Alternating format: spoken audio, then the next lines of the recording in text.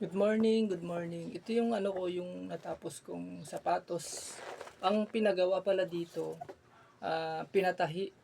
Original daw kasing ano to, sapatos na mamahaling daw. Kaya pinagkatiwala ni Sir sa atin na pinaayos. Itong ginamit ko pala dito sa thread nito, kung anong kulay yung thread, ganun din yung swela, sorry. Ganon din kulay ng thread kaya hindi siya halata. Ayan. Kung nakikita nyo dito sa video, yung tahi natin dyan, ayan, may kanal. Ayan. Yung kanal kasi niyan, yan yung tumutulong sa tahi sa thread na hindi mapudpud madamage pag ginamit. Lalo na pagka araw-araw na gamitan. Ang ano kasi nito, ang purpose nito, design saka ano na rin, yung protection sa mga pwedeng mangyayari sa thread na nakalubog. Kaya hindi agad nadadamage. Kung nakikita nyo, may linya rin dito sa gilid. Kasi double stitch to.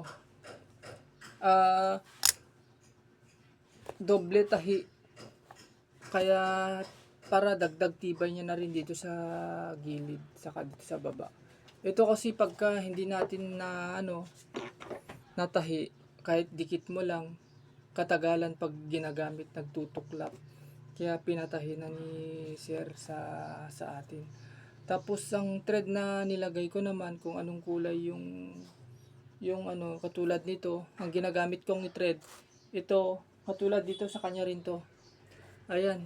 Kung nakikita nyo, hindi siya halata. Kasi kung ano yung kulay ng swelas, ganun din kulay ng thread. Ganito siya. May yellow, may vintage brown. Kahit anong kulay, kung anong kulay ng swelas, inaakma ko na lang dun sa kulay ng thread. Dun sa swelas. Okay. Sa mga gustong magpagawa, pwede nyo akong i-message sa aking Facebook page o kaya sa direct nyo na lang akong i-message sa aking Facebook account o tawagan nyo ako sa cellphone number ko. Salamat and God bless sa inyong lahat. Thank you.